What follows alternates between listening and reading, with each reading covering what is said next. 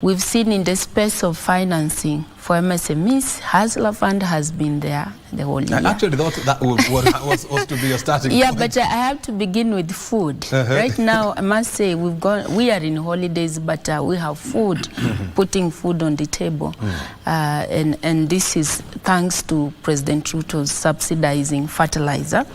So when it comes to Hustler Fund, we've been able to disburse at an hour ago, 43.3 billion to 22.1 million Kenyans. We have repeat customer base of 7.7 million Kenyans. And then we have been able to mobilize savings of 2.2 billion as at an hour ago, because I was able to check if I switched off my phone. Repayment so far is 74%. We've served both women and men at almost 50-50. We've been able to, so majority of our borrowers are young people aged below the age of 35 at almost 67%. Interestingly, because this was enabling financial inclusion, and for us to kind of measure if at all we have attained that, majority of borrowers are those that use the feature phone and not smartphone. So meaning that indeed majority of the borrowers on the Hustler Fund, they are the users of what we call the Mulika Mwizi. The Mulika Mwizi. So meaning that this product, the Hustler Fund, has really gotten to each and every corner of this country and has kind of brought on board financial inclusivity.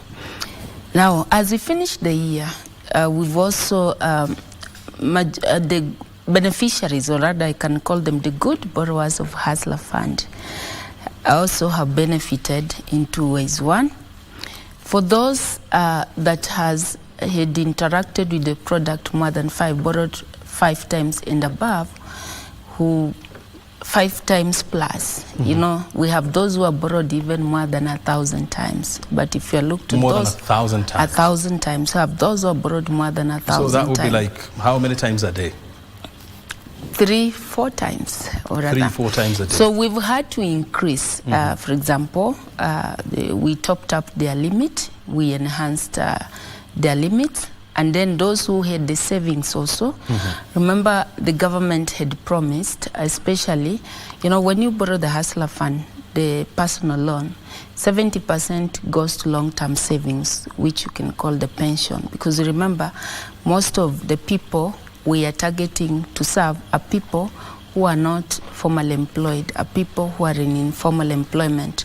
So unlike myself and yourself and a few Kenyans who are formally employed, who their pension is being populated elsewhere, for those Kenyans who are not formally employed, time will come when they'll have to retire, I mean, even from business. So Hustler Fund has provided them with an opportunity where they can start also populating their pension. Very good. So, so let me just finish that, because these are good news for them. So what we did, beginning of this month, for all those Kenyans who has saved, who had borrowed and saved very well, because it's mandatory saving, we were able to match for them 2-to-1. So if they had saved 2 shillings, we matched for them 1 shilling. The government has already done that. Then the interest rate. And this adds to the 3.3 billion shillings in 2.2 billion shillings in savings. Yeah. So 70% of 2.3 billion shillings is matched up. Yeah, has been matched up. Okay. Yeah, it does not add there. So that's the, so when we match up, so you can work out how much are we matching up, because it's the 2.2 billion. So we'll match up with 1. So we are going to match up with almost to 1.1 billion shillings to those Kenyans, and those ones who have started. Actually, we have already matched up. Beginning of this month, we matched up. The interest at the end of this year, by 31st December, all the interest, because you see now the product has, it's now 1 year old. So all those savings that they were saving, and they were being, their interest were being invested in T-bills and stuff. So we worked out with the commercial banks who were investing this, and it's -3. Depending on where now the T-bills rate were at that particular time, we're -3. If it was 15%, it's -3. So those Kenyans who saved there, they will get 12%. If it was 11%, 1% per month. Yeah, if it was so if it was, let's say, 9%, is -3. So that's what the Hustler Fund beneficiaries are going to get. And maybe I'll just say this, that this year for us in the sector, again, this is the first time that we are having the State Department of MSME since independence. So our focus in the sector is to see to it these 16.5 million Kenyans, 16.5 million Kenyan workforce who are not formally employed.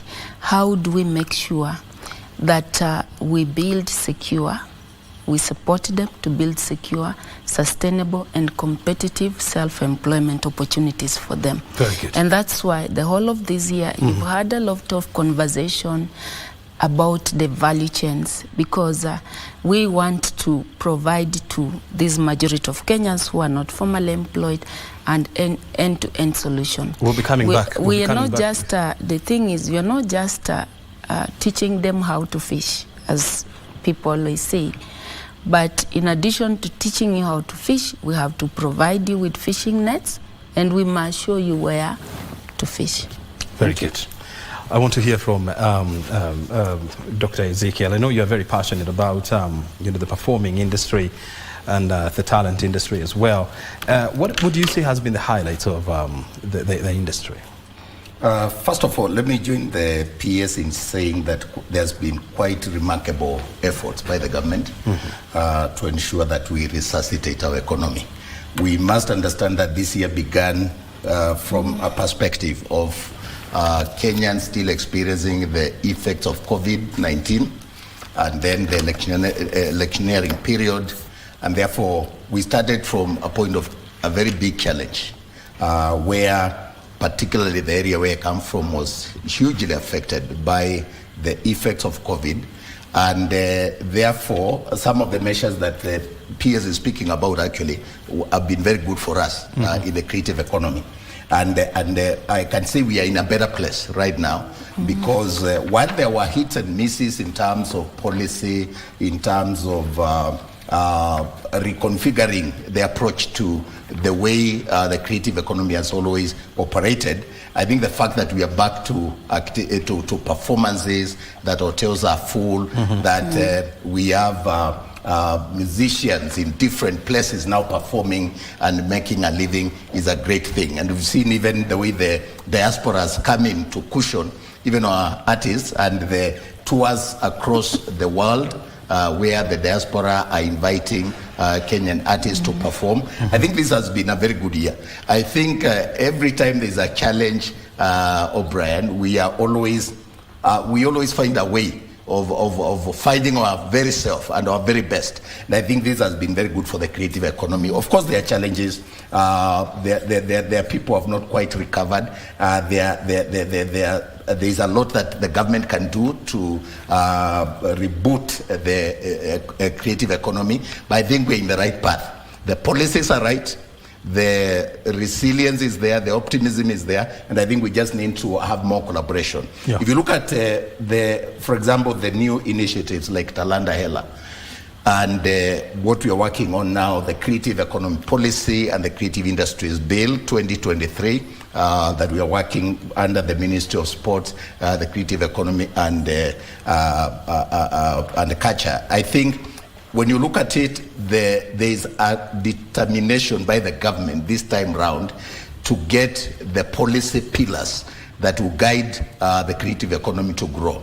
And I think this year we have experienced some of the best times in terms of support from the government, actual support in terms of programs. We have for the first time had the Jamhuri Day dedicated to the creative economy, and you saw the Africa Connect conference that took place in Nairobi, and you could see the excitement from youth from across Africa in celebrating the vibrancy of Kenya as a country and the youth and our creativity. So I tend to think all is not lost. I know there are a lot of people feel because of the issues of levies and taxations and so on, the cost of living and so on, and they focus only on the negative. I think in a program like this, it would be good to have a bigger picture, a holistic approach to it, and see where we are going. Very well. And I dare say we're in a good place. We're in a good place. Before I let you go, I also want you to comment about, I mean, we also saw, you know, in a bid to broaden the tax base, the government now targeting digital content creators through the withholding tax of 15%. How has these boded with the sector? I think there was a conversation around that, and we were actually the only people who are considered for lowering of the same, so that the initial proposal is not what is actually now being operationalized. The government has been quite, accommodating and listening to the views of the creative economy in that process. And I think if you look at some of the people who are making real money, they're in this sector. I think we have been treating this sector as if it's not an industry in itself. And there are people, there are musicians. Look at what Samido has been doing. I mean, you can see real initiatives that are bringing money, and the government supporting the same. In my view, the levies are justifiable. Yeah. The creative economy is making real money. And I think if we want to be considered as a profession, the best way is to have the structures that run the other operations, like lawyers, engineers, all the other professions. They comply to certain measures. So we are aligning ourselves. In the process of alignment, I think obviously we need to be careful so that we don't overtax, because this is a growing economy, and this is the economy with the greatest potential to create jobs and wealth for our youth and for creatives. And using the infrastructure, the ICT infrastructure, and I'm sure Dr. Kasuku will be talking about this, I think we can leverage on this to enable our artists make money. And so it's an economy. You want to look at it in terms of, do you want to tax more, or do you want to liberalize and in the process create more jobs and encourage more people, more young people to get into the creative economy? But in terms of the rate that was set, I think nobody's complaining. Nobody's complaining about it. Yeah. I mean, and again, it was high time that we looked into this sector in terms of its contribution to, the revenue collection in this country, because you're looking at a sector that has grown in leaps and bounds, and now you're talking about an economy that is almost 50 billion shillings. Absolutely. And so it was the time that these also Kenyans, contribute a piece of their pie to the economic development of this country. Let's now turn to Sylvester Kasuku. What would you say has been the highlights? And before you respond, look, we are now counting how many years before the Vision 2030 comes, the life of the Vision 2030 elapsed. We are almost 6 years now to go. When you look at the year 2023, did we come close, or did we come close to the realization of the aspirations of Vision 2030, or we digressed? Thank you, Brian. I'll touch that specific question, but I'll also use a bigger umbrella to tackle that particular question. The biggest highlights, in my view, of the year 2023, and as we go into the year 2024, is one, what the African Union captures in its evaluation report of the first 10 years, or the first decade of implementation of Agenda 2063. And of course, Kenya is right inside that particular agenda, where it shows that there were areas where the continent posted a lot of gains in implementation, particularly in the financial sector, among others. But when it comes to areas of infrastructure, which now comes into your question, it notes that infrastructure was not implemented with the expectation of the aspiration to goal 10 and 11. And what it therefore says is that the score is actually 8% for the entire continent, But it also says that there are parts of the continent where the score are very high. Like Ethiopia, they are giving 100% score in terms of doing its regional interconnectivity. Kenya is also given a high score. Tanzania is also given a high score because of their drive towards building the regional integration infrastructure. Within that particular ambit of the AU, again, Kenya was singled out as a country within the continent that has been identified to champion the center of excellence for governance. Of course, our politics is ours here at home, but we have showed something. We've already shown something at the continental level in which the continent believes that Kenya can actually take the lead in strengthening governance in the continent. And by that extension, a number of institutions within the government of Kenya, like the Kenya School of Government, are aspiring to be what you can call the African School of Government, to be the center for governance, and as well as excellence and sustainable development, to help what we can call peer mentoring of a number of institutions that are found in other countries, including other governments. When I look at issues at the EAC region, again, we realize that there are new drives within the EAC region, and particularly on the regional integration infrastructure. There has been deepened investments, and there are new policy drives by the neighboring countries, in as much as Kenya has always been considered to be the leading one. But we've seen a more aggressive approach being put forward by countries like Tanzania. We are also talking about challenges. If we are talking about the highlights, there have been challenges, particularly which can be associated with economic challenges in the region, as well as even in the country.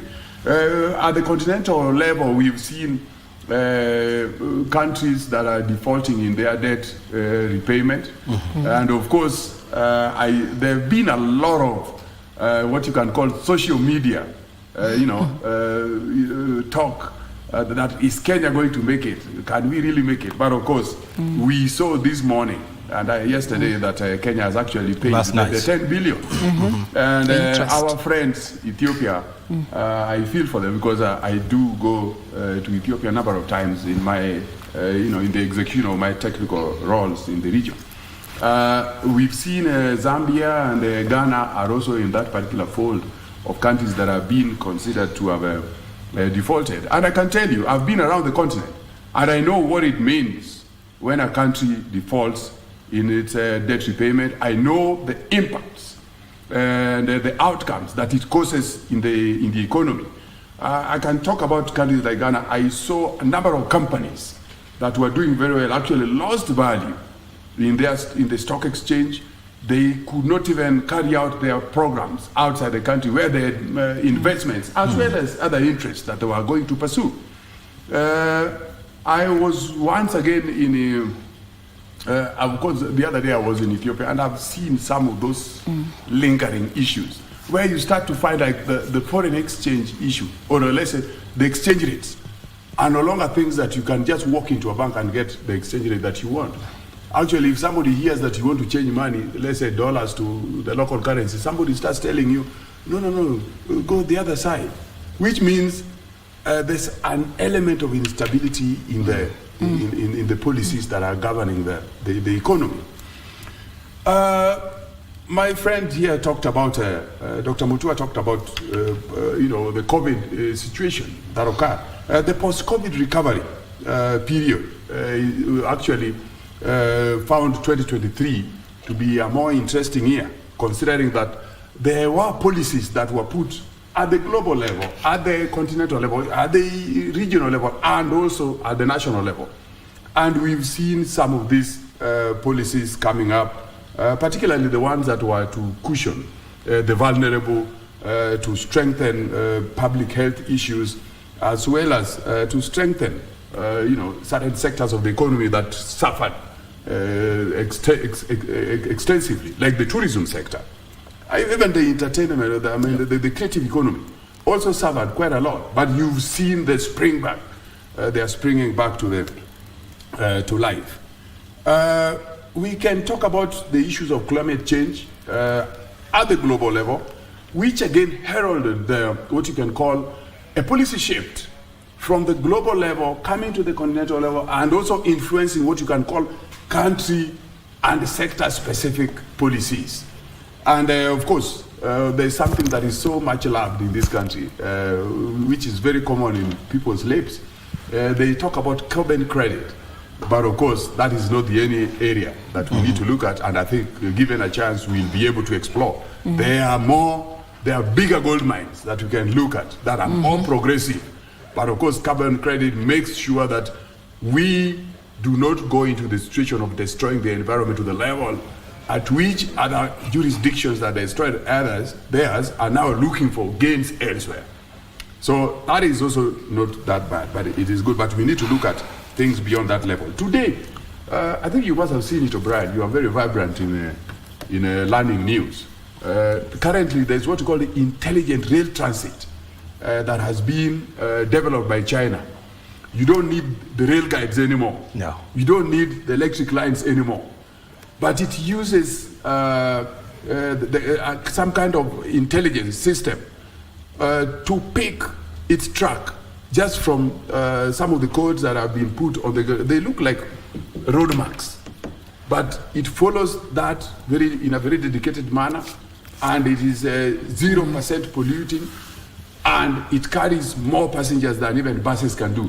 So as an economy that is looking forward to maybe bringing on board some of the new technologies or the new policies that are being used elsewhere, like the BRTs. You've heard about the BRT drive in Kenya before, particularly on the Thika Road, looking at Mombasa Road to come on stream, but they didn't pick up.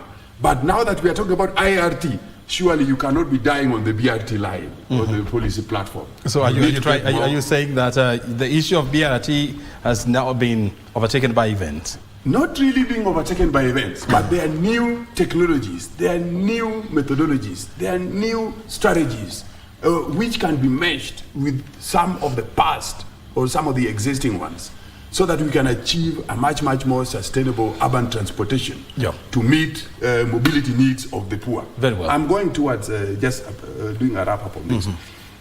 We can also talk about shifts. Fine, there was a political shift in the country.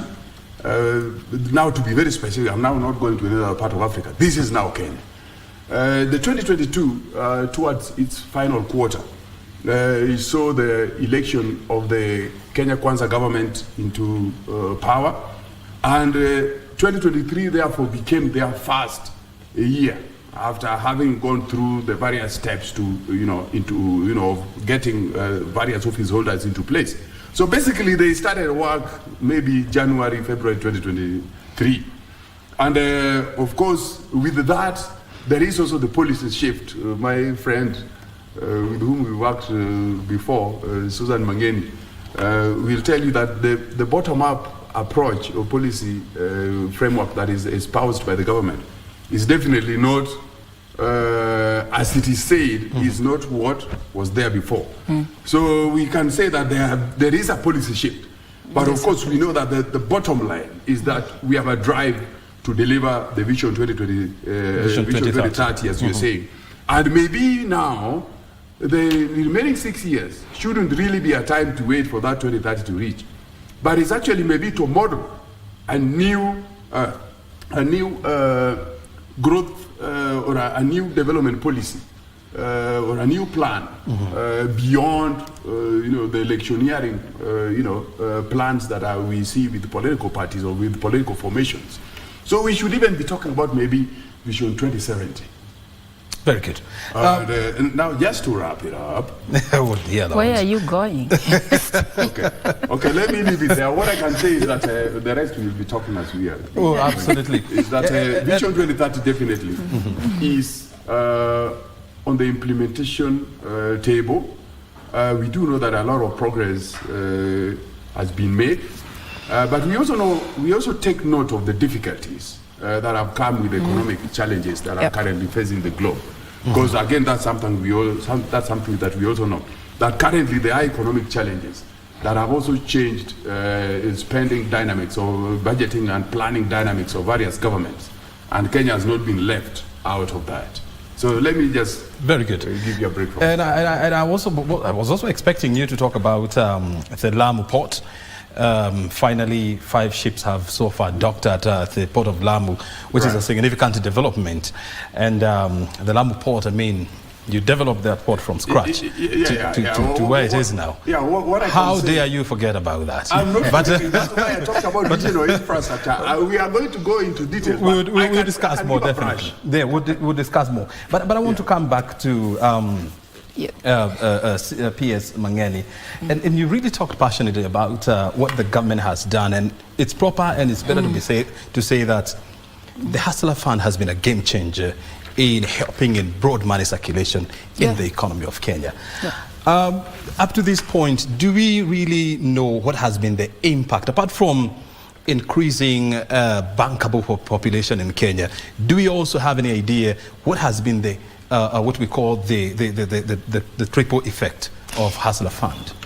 Yeah, as some people will say, it's probably too early to assess the impact, but I'll say indicatively the fact that there is that wide circulation of money in the economy, that in itself is an impact. You see, if you've been able to circulate 42 a portfolio of close to 43 billion in the economy, that in itself is an impact. I remember Hustler Fund is a revolving fund, so meaning I borrow, I repay, somebody else borrows and repay. And the fact that you've reached out to more than 22 million Kenyans in itself is an impact. I look at it at that point. The fact that now today we have Kenyans who are able to save. For example, the top borrower probably has populated close to 300,000 in savings. That in itself is an impact. He's not what he was before the Hustler Fund. Now, if you have a saving of about 300,000 in your account, you can actually walk to any financial institution, even the mainstream ones, and borrow credit against that. So they are now financially secured and to be accepted back to the economy. So I see that as being a huge impact. But also the question you asked about the creative industry. Kenya is a young nation. It's a young nation in terms of population. Averagely, we are about 17 years old. That's the average population. The average? The average age 17 years old, Kenyan is 17 years. So we are like the great-grandfathers, as seated here, and great-grandmothers. We are outliers, I must say so. So that being the case, it means then the problem statement of Kenya is youth unemployment. And so then how do we fix that? We look at which spaces do these young people reside in. They reside in spaces of innovation, creativity, they are technologically savvy, and that now becomes the industry that we need to advance to create revenue into our economy, to generate more jobs, and to grow our economy. I mean, that's the industry. So in any economy, you have to look at what resources do we have, and what is now coming out that Africa as a continent, the youth population is now becoming a natural resource. In addition to what we've had there, like let's say, the minerals and stuff, we also now trying to cash in the demographic dividends that we have in the continent and of course in Kenya. My friend here, Kasuku, has spoken about the carbon credits. That's also another natural resource that we have, which we can really exploit and develop our society, majority of our societies, and uplift the livelihood of our people. So as a government, what we've been trying to do in the last 1 year, and I must say, and Kasuku put it right, that we've been settling in. We've done the needs assessment. We've been taking our agenda to the ground. There are 5 key pillars of Kenya Kwanza manifesto, the bottom-up economic transformation agenda. The first pillar is agricultural transformation, and I think I've even spoken about that in terms of making sure we subsidize production, we have food, because you cannot even think about economic prosperity if you cannot afford the basic needs, which food is one of it. So to that end, we can tell that we made substantive progress in that area. The second one is, of course, the MSME, where I sit. And the first barrier that we tried to pull down was to ensure that the population of Kenya, which is unbanked, underserved, or not so much served by the mainstream financial institution, gets to be served. They get to build some sort of visibility and to see how we can mitigate on their high riskness, as they have always been defined, and that one we are achieving through the Hustler Fund. The third pillar was on the affordable housing. And this affordable housing, you've seen His Excellency the President to being able to ground breaks quite a number of projects across the country. And this is creating jobs into our economy for young people. You saw we had the debate the whole of this year when the housing levy was introduced, and people asking, why do I need a house? Do we need houses? Do we need what? But the same people also who are speaking like that, especially the leaders, that the ones who keep on knocking the doors of the Ministry of Education, asking them for TVETs all over. My constituency needs a TVET. So if you walk around this country, you'll find that nearly in each and every constituency there is a TVET.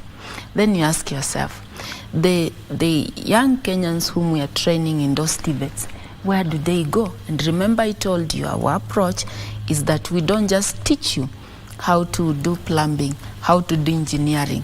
We must also give you the tools of trade, and we must also show you where to do it. We must link you to where the opportunities are, the labor opportunities, the employment opportunities. So I think this is one sector that is creating more opportunities for massive jobs for our young people, especially those who are in TVETs and those who have the low-skilled laborers. We are looking at healthcare. Today we are proud. In each and every corner of this country, you'll find the community health promoters all over. So it's also trying to reduce the burden that majority of Kenyans have had. Because remember, sick nation is always a poor nation. So those are some of the progress which we've had. The ICT, again, that's one space that as Kenyans we are known all over the world, coming up with very innovative tech solutions. We again always applauded across the world for having innovated mobile money solution. Today, with this Hustler Fund, is a digital lending platform. That's also another innovation that we have, which can enable nations to deepen financial inclusion to the population that is not banked.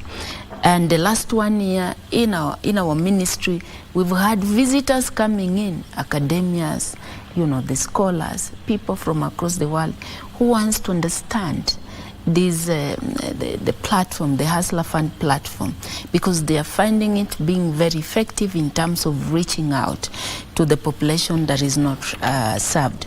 But also globally, we must also appreciate that the cost of living is hitting everybody. And there is some sort of anger globally, just anger, because, and I think it's because of also having really been affected by the pandemic, because also when the corona pandemic hit, it hit everybody across the globe, even the so-called developed nation. Also, they were heavily affected, and some were more affected compared to the developing nation. You can see we're still experiencing geopolitical tension, which is also have got an impact on the cost of living, because when they disrupt the global supply chains, what you end up with is the high inflations. There are no dollars, there's no nothing. I'm happy because our friend here, Kasuku, talked about the importance of debt repayment and what it means to the economy when you default. And I see many Kenyans will say, you know, the cost of, because today I also went through the info track, and I say, you know, the cost is all about cost of living, high cost of living. But you see, if we decided that let's default, let's not repay, you know, the Eurobond and invest and subsidize consumption, we would, as Kasuku put it, we will have no economy in the next couple of months. It will not be prudent. So I think we've seen a government that has really positioned Kenya on the global map in terms of the climate change action. Yeah. So we hosted the first African Climate Change Summit here. In terms of also being outside there, our president has really done a lot in terms of pushing and really lobbying for the international financing system to be a little bit more flexible, more accommodative, and more inclusive, and also to the African context, you know, or rather to the global South context. So I think where we are today, we are now ready for takeoff.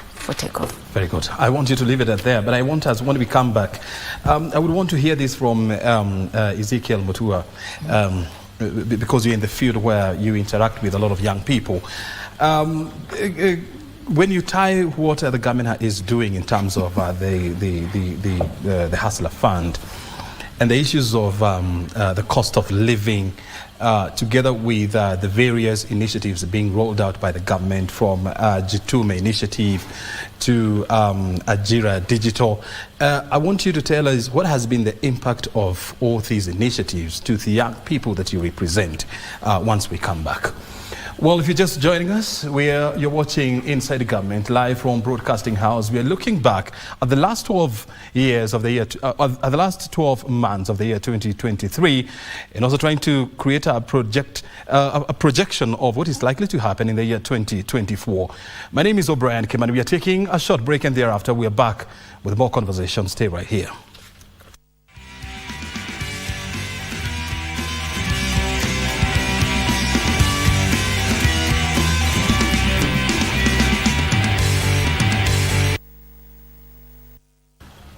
Welcome back. You're watching Inside Government live from Broadcasting House. We're in the company of Principal Secretary, State Department of MSMEs. This is Susan Mangeni, as well as Dr. Ezekiel Mutua, the Chief Executive Officer of Music Copyright Society of Kenya, and Sylvester Kasuku, the former Director General of LAPSSET, who is now an infrastructure consultant.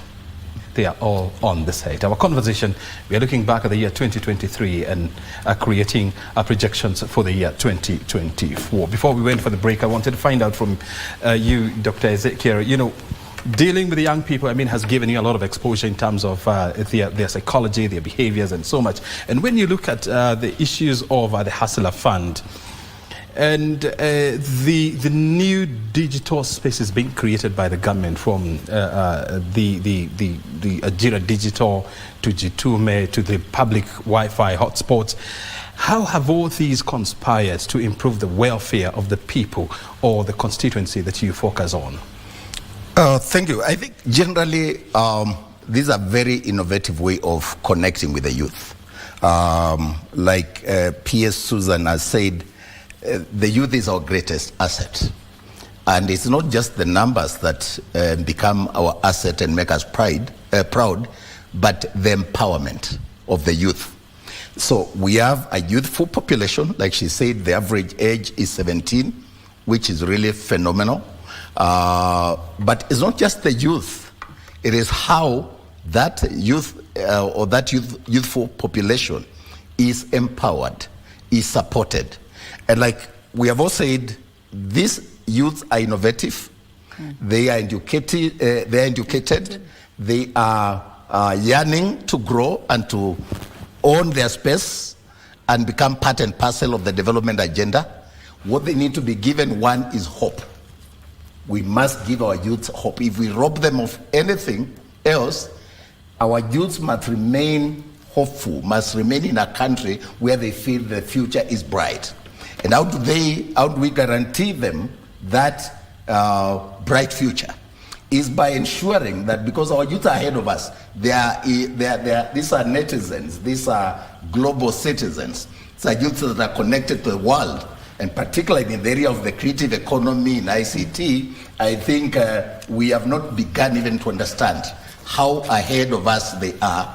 And I think we need to read a book by Thomas Friedman that he wrote some time ago called The World is Flat. Our youth are there. And when you look at the pillars that really stabilize the youth, it's empowerment. If you want to empower the youth, give them information, connect them with the world, give them the opportunities. Don't just give them the fish, show them how to fish. And I think P.S. Susan really articulated that very well. So all these things, setting up the Wi-Fi, the public sports and so on, connect with them at their level. All these Ajira, Jitume programs, Talanda Hela, we are speaking the language of the youth that will give them the hope for the future to feel that they're in a country where they can grow. And I think these positive stories, O'Brien, they are part of our recalibration of our moral fabric. Because what we have been lacking, and I saw the president complaining about it the other day, that we have been conditioned to be negative. You know, just to whine and complain. We have been told that when people join government, they become stupid and evil, and so we don't love our leaders and we don't support them. And that mentality has meant our youth even more depressed, and they have lost hope. The part of the recalibration of that moral psyche, because I tell you, O'Brien, we have done very well in building our physical infrastructure. But I think there's also a sense in which we need to build the software of the nation. And that software lies with the the age that P.S. Susan is talking about. Give them hope, give them the tools, give them the skill, open the opportunities for them. Our youths don't want to be lectured. They don't want to be, pushed. They just want to grow in an environment where the government does what the government should do, create an enabling environment for our youths to prosper, for our youths to create, for our youths to make money in an easy way within a legal framework. A legal framework that encourages them, a legal framework that recognizes them. And I think when I see people like PS here, she looks quite youthful. I have not asked her age. I don't want to ask her on set. But I think she looks like them. She looks like them. At least she can relate with them. She can connect. Then when you listen to her, she talks like them. When you listen to C.S. Ababna Mwamba, because we work very closely with him, you feel optimistic about this country. And then finally, we are people who understand the language of the youth in government. And if they go on with the programs that they have started in 2023, I think the turning point is in 2024. We can finally, for real, empower the youth through these programs, connecting them, opening up the space, creating, like in my area, co-productions in film, connecting them with South Africa, with the US, and creating an ecosystem that spurs growth within the creative sector by ensuring that there's a legal framework that is friendly for innovations. There's a legal framework that is well coordinated, because the creative sector is an ecosystem. There's the role of the government, there's the role of mentorship for the artists themselves to produce quality products that resonate with the market, and they just need to be mentored and encouraged and supported and cheered on and given the space for them to grow. And I tend to think this is what the government has done. And I'm very optimistic myself. I choose, like my brother Mohamed Gilsi says, to be an optimist, that we are in a good space because the first year of this Kenya Kwanza government recognizes that even within their development blueprint, the better agenda has in it the creative economy. And largely that will benefit the youth. What are the young people, when you interact with them, what are they saying about the cost of living and the measures that the government has put in place to ensure that the cost of living becomes bearable in Kenya?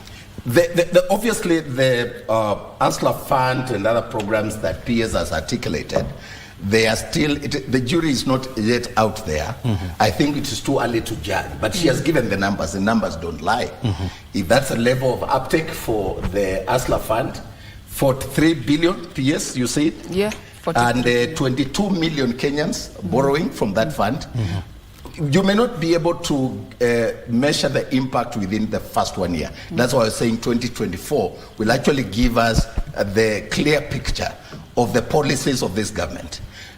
Right now, the talk has been negative, and that's what I'm talking about. I wish we can also invest, aggressively in reinvigorating, re-engineering the moral fiber, so that people know there is hope and tell our stories and happy stories of resilience and optimism. Use our school system and use our creative economy to create programs and songs and films that give hope, that encourage positive social values. I think this culture of negativity and whining and condemning and complaining has been built over years, and it may not take 1 year or one term of our president to change it. But we need to start now, because I tend to think our biggest challenge when it comes to the youth is that negativity that has been built over years, that you hate your parents, you hate your government. Right now, O'Brien, one of the greatest challenges that we're going to face, a catastrophe in our time, is the hatred that is being built between children and their parents. We are sitting on a time bomb. Do you know many children don't love their parents?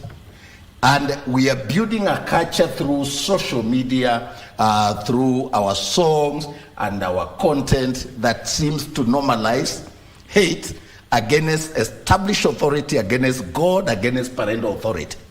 This is more of the problem. And you can't solve this by just creating programs to give money. It needs to also be considered as part of our programs to re-engineer the moral fabric, so that we tell our youth hard work pays. Stories like the M-Pesa that is renowned across the world. It was created by a young person. The stories of people like Angelo Oktoi, who is now, a tennis superstar. Exactly. The Arabic starlets and others. We need to focus more on where Kenya is in terms of positive stories, positive developments, because when you look at now, to answer your question, the reality on the ground, people feel the cost of living is too high, people don't see hope, and I tend to think there is something that the president is doing that needs to be commended. That the president is giving leadership. I think Kasuku ended the 2 days ago, because even when we started talking about this program, I was saying, I hope these programs will save us from going the way of Ghana and Zambia. Now, 2 days ago, Ethiopia became an example also in defaulting on the international debt obligations.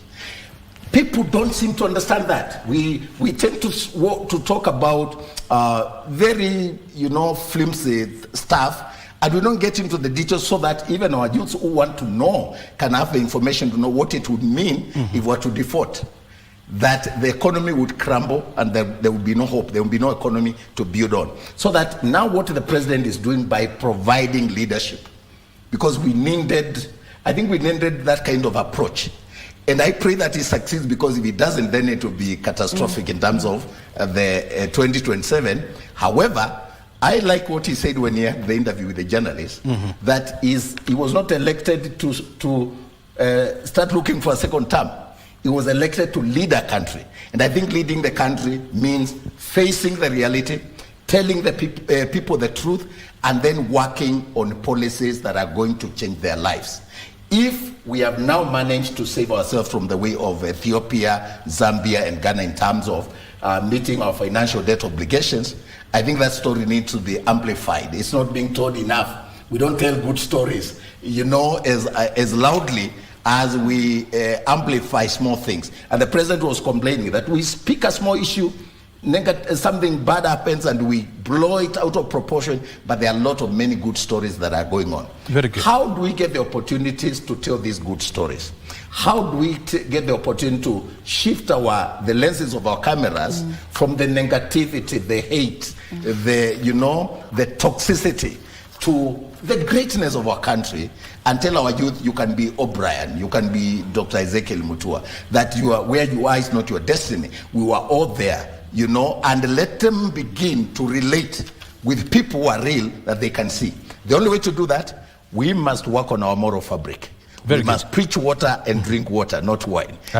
We must set examples. We must amplify those examples of hard work, that there are no shortcuts to success, that there is no gain without pain, and to tell them those stories in a way that they are believable. I identify champions among the youth that can speak their language and encourage them to be patriotic and to love their country. These are things that I'm very passionate about, and I hope we can play a role as the creative economy to re-engineer the moral fabric of our country, the software issues, and ensure that this country becomes the great country it is. There is something that you had posted on social media some times back, which gained a lot of traction, and you said that after 30, you don't talk about your background anymore. Yes. You are the background. You are the background. And the essence of it is, if you look at it on average, around 30, a Kenyan is beginning to, they're responsible. They are either establishing a family, they have a child. You are now building your own story. So the story of your parents and how you were brought up cannot be the ones that you hang on. You now take responsibility, own your story, build your life, and become the background, that you be the reference point. I grew up in a village that is not on Google Maps, and I keep telling people, I went to schools, some of them closed. You know where I started in Form 1? It was a school called Popular High School. It closed down. But allow me to say with pride that I married a girl from Kenya High School, who went to Kenya High School from 1 to Form 6, because education is an equalizer. And I think stories like this need to be told so that child in my village can know that they can grow. They can also have hope. Last night I was seated with my dad, who is 110 years, and a lot of children, he has the 5th generation. And I was telling them, do you know why I got the generosity, the values of generosity and kindness? We used to sit here when our elder brothers were working, and they would come over Christmas with gifts and give us clothes and so on. And I think we have lost that. And I was telling these kids, some of them 11 years old, do you want to become like me? Do you want to be visiting and bring us gifts? And they were so excited. And when we were living, we prayed together. And I tend to think there's a lot of values that we have lost along the way that would now resonate with our times and where this country is going. That Vision 2030 that Dr. Kasuku talks about is not just in paper. It is practical nuances, practical stories, practical policies that will empower those young people to see themselves as O'Brien, interviewing great people, as Dr. Kasuku, having become a global figure, as a beautiful young lady like Susan here, leading a ministry or a department in a ministry, and being optimistic and loving our country and articulating and defending the policies of the government. We can't all just be negative. We can't also be criticizing and tearing down everything good and only focusing on the negative. I think we need to change our minds. Very good. And let us be positive about our country. And the desire of each and every one of us is that we'll start moving towards that direction, that we start celebrating our small wins. Absolutely. Very good. I want to hear this from Kasuku. When you look at for example, you know, the Lamu port, with the huge success, I mean, it's now receiving an average of 5 ships, you know, docking at that facility. We saw the launch of the construction of the Taifa gas, which is expected to significantly bring down the cost of LPG in this country. We have also seen the commissioning of various affordable housing projects. How does all these tie in to making Kenya a great nation in the year 2024? Thank you, Brad. First and foremost, I want to pick from where my friends have left. I want to say that the generations that we are looking at today, the young ones and the ones who will be coming after them, are not even people who are eager to listen to being advised anymore by word of mouth. They want to be engaged on something where they actually participate in an output. So what you're saying about Lamu Port and all those big infrastructure, whether you're talking about Mombasa Port, you're talking about Ongokundu, you're talking about the initiatives to start to deal with issues of gas storage and providing affordable gas, among many other services in the economy.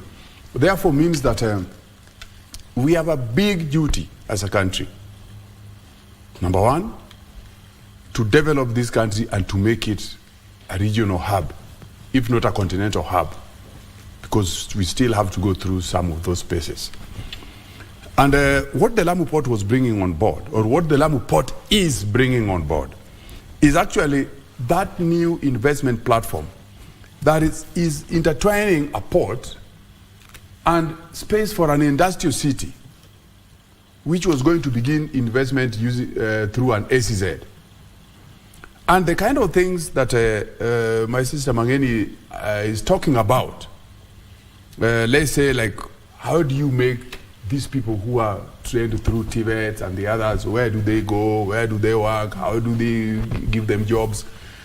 We need to understand that industrialization has always been driven from waterfront locations. And civilization, industrialization and urbanization have always been driven from waterfront locations. Some of the biggest industrial cities in the world, even some of the youngest but have grown to be so big, like Shenzhen, which is about 42 years old, is a waterfront one. Talk about Hong Kong, talk about Shanghai. Even Singapore. Cape Town. New York. Durban, New York. Go to all those areas. Talk about Hamburg. Talk about Rotterdam. Talk about so many places. What I want to say is that we have a big opportunity here in Kenya. And the master planning of the Lamu Industrial City, integrating it together with the port itself, to create the three phases of a port location, where you are talking about the port, you are talking about the city and the industry, is actually one thing that has the ability to be the seed for the next industrial and job creation location in this country. So what I would like to say is that the fact that 5 ships are docking there actually is not enough. Mm-hmm. I would love to see more robust activities there. I know that we drove the agenda during the building of the port and during the planning stages. And that's what actually gave LAPSET its famous name and positioning in the country, in the region, in the continent, and around the globe. I can tell you that whenever there was an official Kenya visit to some of the to different parts of the globe, they never failed to be asked something about LAPSET, because it became a household investment name. Mm. So what we need to do today is actually to push it further and to make sure that some of those platforms for investment that are waiting there because they're already in the plans are actually actualized. And no investor will come if you have the plans and you're seated there and maybe you're using them as part of enhancing the positioning of your pillow. They will not come. But you have to deploy a strategy to get them on board. You have to search for them to get on board. And I believe that we have a lot of grounds in this country, particularly with respect to having creating a more robust investment climate in Kenya. The regional competitions that we are seeing and that are being written, talked about and written about in the media, online and all the others, are not really anything that can rubbish away or that can wish away what has already been established there. So we need to get that rubber hitting the road in terms of getting investors on board. Mm-hmm. That's number one. That's number one. And we have to grow our industrial capacity. Mm. And to approach from the side where Mangeni sits. Bottom up. Mangeni. Mangeni, can you allow me to use something more robust? I know it's robust and we appreciate it. Beta is the policy now. But yes. Let me say that Mangeni is talking about MSMEs. So far we think that the big industries may be brought by foreigners is what will bring Kenya out of the industrialization process that has been going on for the last 5 years or more. It is actually the upscaling and the improvement of the capacities that we are having in people you see along roadsides. Like when you see workshops along roadsides, when you find people trained by Mangeni's, TVETs, you don't expect these people to just be walking around the streets and begging for a job. They need to find industrial establishments where they can work. And some of the biggest problems that these people have, I know Mangeni has done some study on this, is working spaces. That's why you find them patched on all spaces you can call illegal, roadsides and the like. I participated in undertaking a study to understand what is really the big problem of MSMEs. Working spaces is one of their biggest problems. Number two, they have the problem of quality in terms of standards of goods that they produce. Why? Because they do not have the appropriate cutting-edge technology, machines that they can be able to use to produce quality and consistent quality goods. But we know that the TVETs already have some of those CNC machines. I know you have seen them in the TVETs. Those CNC machines are very important in terms of production of prototypes and being consistent in the quality, and particularly when you want to produce many more things. So we need to find out, how do we marry the existing facilities with the demand for those particular facilities? We need to find out, how do we therefore establish common user facilities for these MSMEs? Those guys you find along Gong Road, Jogo Road and the like, they cannot go to China and buy some of those CNC machines for themselves. And I think this is the reason why now the government is developing what they are calling the KBC, the County Aggregated Industrial Parks. Aggregation and industrial. So what I'm trying to say, even if you have that aggregation park, but you do not have the right approach in terms of what they need to have to produce, the common user facilities, so far, if you understand the process of producing, like if you gave an MSME to produce for you this glass table, they cannot produce the quality that maybe you can import from elsewhere, because maybe they don't have the proper machine that will produce it. But if they go elsewhere, maybe in somebody's industry, to produce for them this shape, then they pay an arm and a leg. And at the end of the day, their products become outpaced in terms of pricing. So when we get common user facilities, where if you go to maybe using association approaches, or you can use clustering approaches and the like, and you get for them these facilities, then they can be able, instead of giving money, let's say to... That's what we are doing. Yes, I'm not criticizing you. I'm saying that is one of the approaches. So I'm happy that you are doing that. Yes. So I'm saying, I'm actually, so I'm right, isn't it? No, you're that right. We need common user facilities to build capacity of these MSMEs. That's one. Number two, there is lack of infrastructure where these people work. A lot of times they have to, sometimes that's where you find illegal tapping of power. They don't have water, they don't have many other things. So maybe all these things, as you are addressing working spaces, then you need also to improve on infrastructure. The other bit that affects MSMEs is actually financing. And maybe that's why you have the Hustler Fund.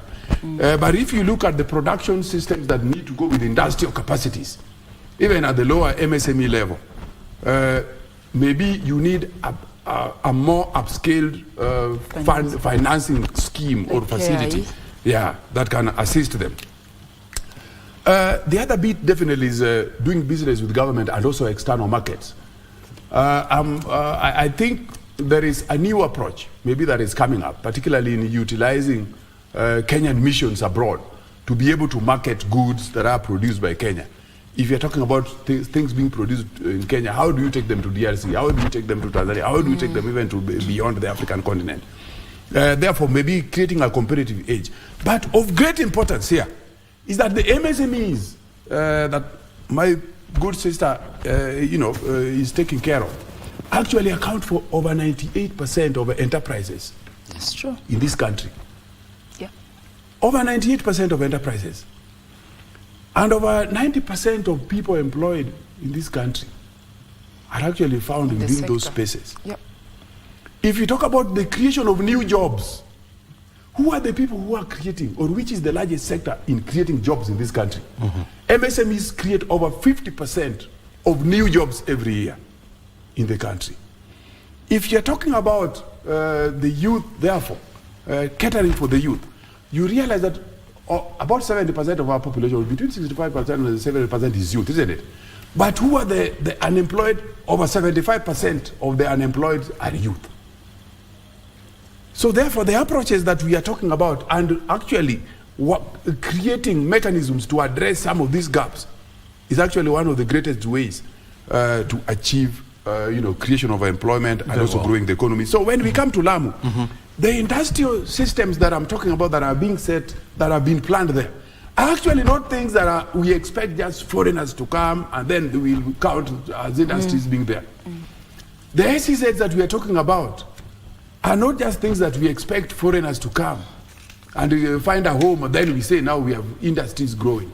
We need to strengthen the growing of our industrial base from the capacities that we are developing locally, marrying them with the others that come from outside the country, in the name of investors coming on board, as well as tapping new technologies from elsewhere, so that we can grow the industrial bases that we are talking about in the SEZs, the industrial cities, the new port facilities we have built.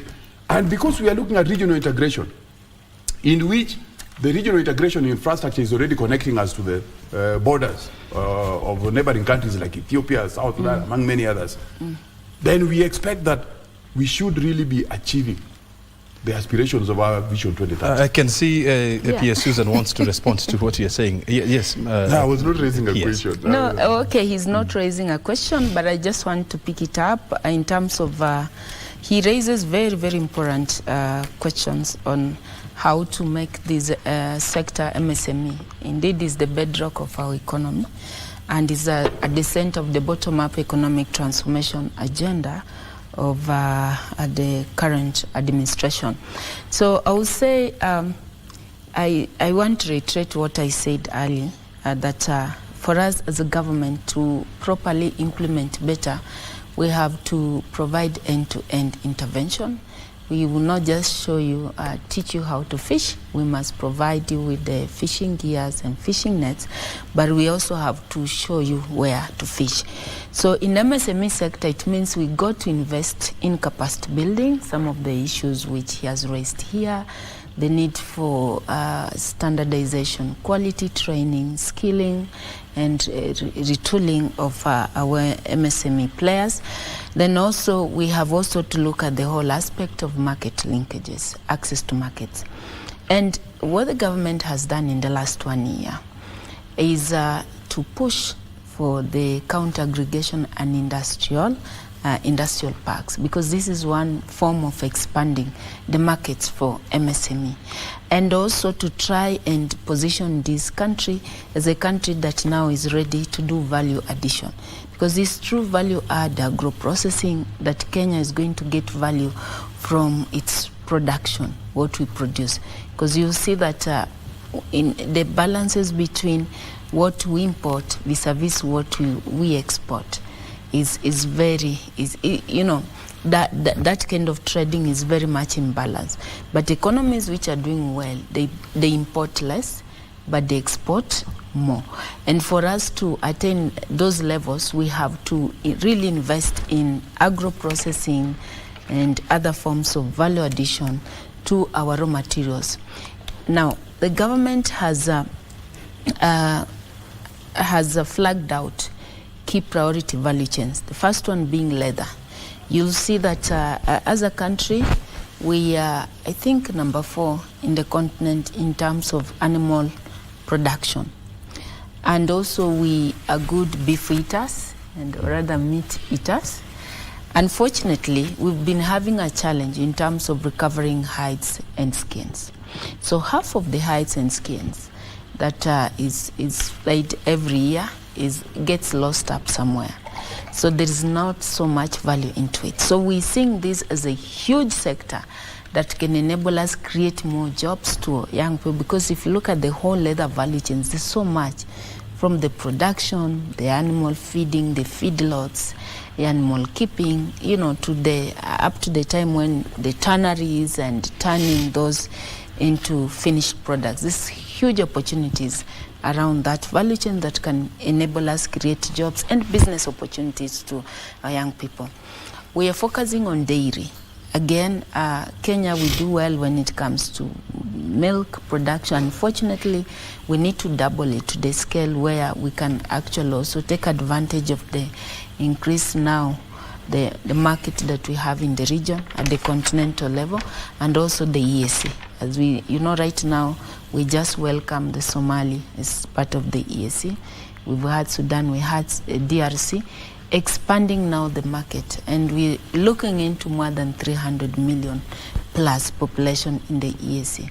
And of course, we have the African Free Continental Trade also, which provides us with the additional market. But for us now to really make more value out of that market, we have to increase production and also invest more in value addition. We're talking about textile and apparel. Again, huge opportunities in cotton. Today, we've entered into agreement with the AGOA agreement, and America, the US has even overtaken Uganda in terms of trading with Kenya. We're doing a lot of exports there, which most of it is in AGOA.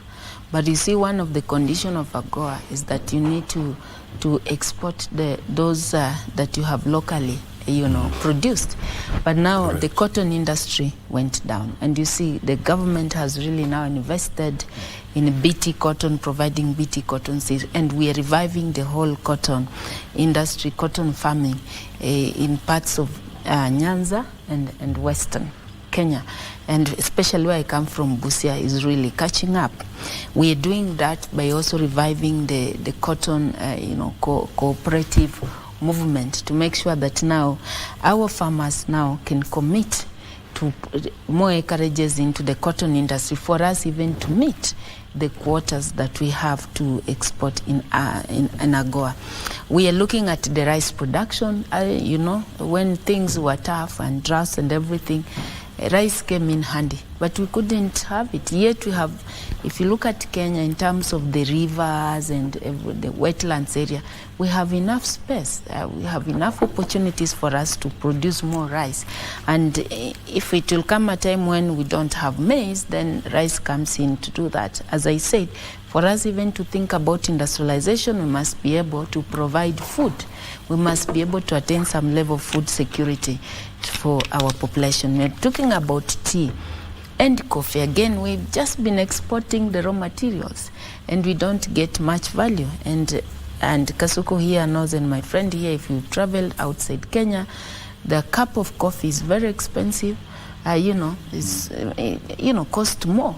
And if you are to look at what our farmers get at the end of the day, is really very low. But again, since we are a heavily agricultural economy, the challenge is if we let now farmers get tired of now farming coffee and tea, as you've seen in parts of central Kenya, even here around here, Kiambu here, Thika, where people now are uprooting the coffee plantation in favor of real estate. The real estate will burst. The balloon will burst one day because there is no source of income. Because our source of income primarily is from farming, from agriculture. So what you're doing, you've seen a lot of reforms in the coffee sector, and I want to thank the government and especially the Deputy President, who has been at the front line, really fighting off cartels and everything and ensuring that the farmers can get value of his coffee. We're looking at building and construction where affordable housing is coming as a value chain. We're looking at blue economy. We're looking at edible oils crops. Interestingly, edible oils is the second import bill in this country after the petroleum. Is the highest? After petroleum. After second highest after petroleum. And you'll imagine the edible oil crops. These are traditional food value chains. The sesame, groundnuts, sunflower. These are we have good weather to grow sunflower seeds. So now what the government is doing, now for us to put value into this and to move now into value addition, sat down with the county government and see how can we put up this industrialization, and that's why in the last 1 year we've been able to do a groundbreaking of close 18 county aggregation and industrial park, and these one are supposed to, the common manufacturing facility or common user facilities that he's talking about, that's where they're going to be position, so that our farmers there in each and every county. And what we have also done, we have mapped out this value chain to each and every region of this country. Again, we've gone ahead and we have established 2 more special economic zones. We now have, where I come from, the Busia. There is a Nasewa special economic zone, which is now going to serve the Western Kenya, including also where Kasuku come from, Nyanza. We also have one in Eldoret, and then we have Naivasha, where we're going to focus more on leather value chain. There is also going to be one at the border of, I think, Kiambu and Muranga there. So you can see, as a government, we have a plan, and we're trying to see how do we attain the equitable economic growth. But just now, to finish, is that I agree with you that trading spaces has been one of the most hurting thing among the MSMEs, especially the hawkers. And you've seen, we've been so much loud about this. How do we decriminalize work? If we are saying that majority of Kenyans cannot find opportunities to be employed formally, because out of the 20 million workforce, only 3.5 million are formally employed. 16.5 are outside there. The government, as it stands today, has only employed around 970,000, less than 1 million. Majority who are remaining, the 2.5 or thereabout, are in the private sector. What does it mean to us? For us to grow the economy, the best form of engagement that majority of Kenyans want is the economic engagements, and where the room is in the private sector. And so it's now our responsibility of all the stakeholders, not just those in government alone, even those in opposition, to see on how can we mobilize and rally the population around economic empowerment opportunities, so that at the basic minimum they can put food on the table. And even as we do that, like he put it, we have to see how do we grow the MSME sector from micro, small scale them up to medium, where now they establish farms which are competitive, that can create jobs. And for us to do this is the industrialization that he's talking about. Let me just respond, because he said Hustler Fund, yes. Hustler Fund to us is like a key to a room where we have opportunity. The fact that we created a visibility of 20 million Kenyans, we're going to graduate this. Already we have the second product of the Hustler Fund, which is group loan. Again, at that level, individuals can aggregate themselves into a group and access higher loans. Very good. And if that is not enough, what we are doing is, and from beginning January, we are going to digitalize all the existing groups who have been doing table banking. And what you're going to do, we are going to match up for them. If your group capitation is about 100,000, for example, we'll match you up with another 100,000 to increase your capital. If it's 1 million, we'll match you up with another 1 million at 8% per annum, per year. Let me say per year, so that majority of my customers there at the bottom can hear per year. Because what has been happening in this space is that the interest rates have been very much exploitative. At some point, it's 10% per day. And there is no business, there is no growth that you can see if you're doing such kind of business. So we are committed into ensuring that we decriminalize work, into ensuring that every Kenyan is engaged in some sort of economic activity that first and foremost can enable him or her put food on the table, and two, now as he or she figure out on how to become more prosperous. Very well. I also want to bring on board Dr. Ezekiel Mutua, and this is an issue that touches on sport. And we saw this year, Kenya won the right to host the AFCON, the African Cup of Nations 2027. And sport has a unique ability to unite a nation and to inspire hope. And we saw this in South Africa just the other day when the Springboks won the Rugby World Cup. You know, it's brought the country together. Despite the fact that the country is undergoing various economic and social challenges. How then do we seize the opportunities presented by AFCON in 2027 to unite the country, to inspire hope in our people, and of course, to forge a new unity going forward, and also bearing in mind that 2027 is a political year. We're going into elections in 2027. So how then do we seize that opportunity to create a positive feeling and a positive image for ourselves as a country? Thank you, Brian. I think, like I've said, I've worked very closely with the CS for sports and the creative economy.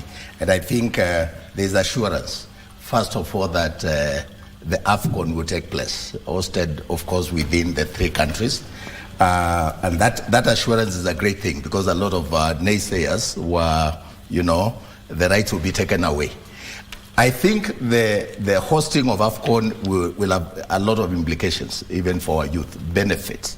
And we need to structure the entire ecosystem to ensure that we maximize on those benefits, not just in winning the AFCON itself, but ensuring that we host it in a professional manner, and that we reap the benefit that come with it in terms of tapping into a great event like that. So I tend to think right now, the measures that the government has put in place in terms of ensuring that the stadia and everything is ready, I think the physical elements of it are ongoing.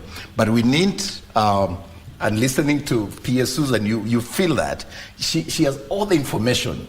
What I don't know is, are people getting that information on the ground? Mm-hmm. Do people know even what that AFCON means? She has articulated quite a lot of programs with clarity, with ease.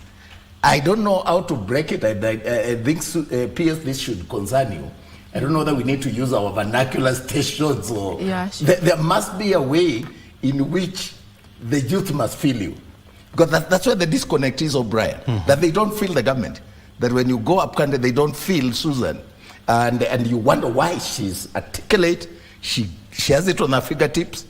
Why are we not feeling as excited about the kind of things that she's talking about? That's the same thing about AFCON. I can tell you. I mean, if you were to take a survey right now, mm-hmm. it doesn't excite many people. Yet this is a huge thing. And I go back to what I said. We must find a way of re-engineering our approach to life, telling positive stories and celebrating, like you said, our small gains. And telling people it matters to celebrate these things and to focus on the positive. I was looking at the creative economy, for example, and I think listening to PS Susan, and thank you, PS, for articulating these policies very clearly, because, like I said, what the creative economy means and our youth need is just an enabling environment and the right policies. If you look at the United States of America, I think Hollywood contributes greatly to the GDP of that country. Without Hollywood, I think America wouldn't be what it is today. Close home here in Nigeria, Nollywood, I think is the second highest contributor to the GDP of that country. Mm-hmm. Without Nollywood, Nigeria actually wouldn't be, even in terms of soft diplomacy and the branding of that country, wouldn't be what it is today. Those sectors, or the creative economy sector, has never been built by the government. It has been built by the private sector. Mm-hmm. And I think there is every reason for the government now to listen to the private sector, engage more with the private sector, and ensure that the low-hanging fruits are tapped into, and that we bring the private sector on board, listen more to KEPSA, work with the KEPSA more, and ensure that we have policies that will tap into the low-hanging fruits, because there are many. If we continue to amplify the negativity and the bleak future and paint it like there's no hope, and like you've said, you're even analyzing the elections of 2027, it's so far away. And I tend to think we need to tone down and next year roll our sleeves and get to work and tell our people that nobody will ever come and solve your problem. The government does not come to till your land. We got to get the people to think, how do we tap into what she's saying? How do we even bother to give us that information? How can we access PS and the government?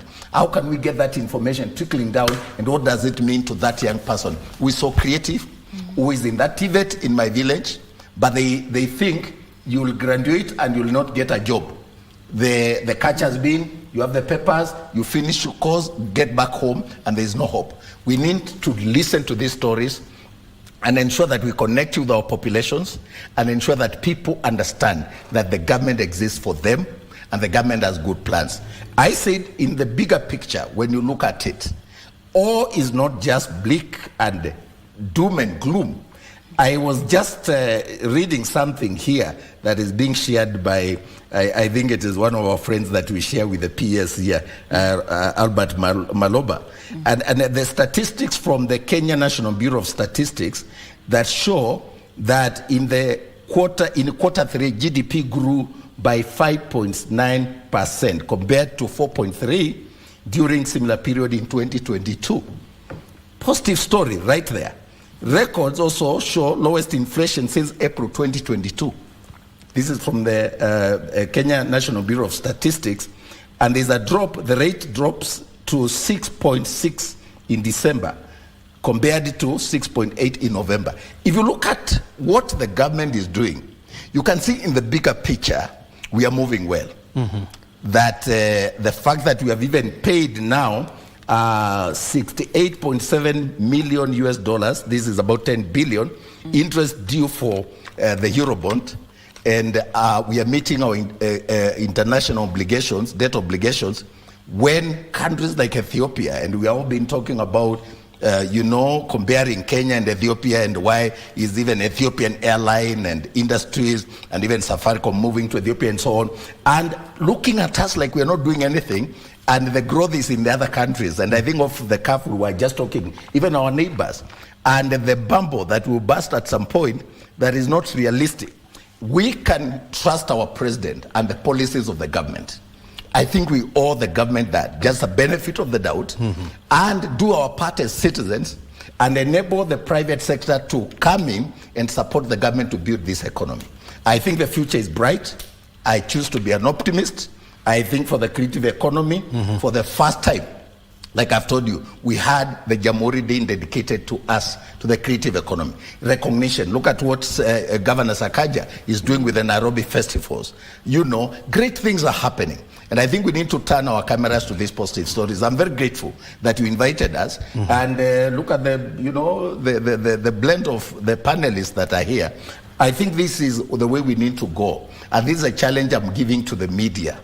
The media has a duty to rebuild the moral psyche of our nation, to focus on positivity, and to work hard, and to ensure that we own our nation. It is not us versus the government. No. It's not them versus us. That kind of culture, that kind of behavior does not build a nation. And you can't wish that the government fails. I think, first of all, we need to mute anybody. This is too early in the tenure of this government for us to start wishing. And it's not even intelligent to wish that the president fails, that this government fails. Then what? Where do you go? We are part of this country. And all of us must therefore pray, hope that the president succeeds, hope the government succeeds.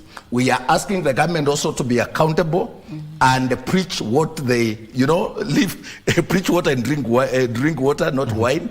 And if the austerity measures that are being pronounced, if that can be emphasized on, and we cut down on the opulence, I think Kenya is a great country. Very good. There's a great future for all of us.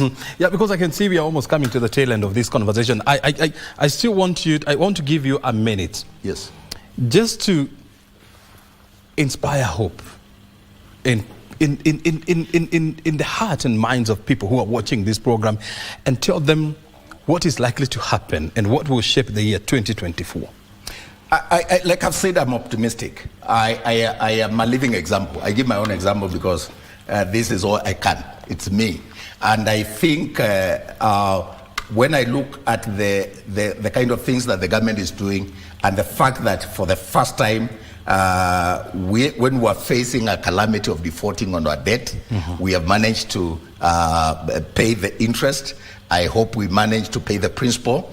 And I believe that if we can trust the government and work with the government and leverage on the policies that the government is implementing, the future looks bright. My call on Kenyans is that we pray for the government. The economy, and I think Dr. Kasuku said it, Kenya must look at itself in the context of the global dynamics and the things that are happening in Ukraine, in Hamas and Israel, and all those factors. But locally here, how do we rally together like a team, a football team, and score? I am a supporter of Manchester United, and I stayed late the night before yesterday watching us. We were down 2 goals by halftime.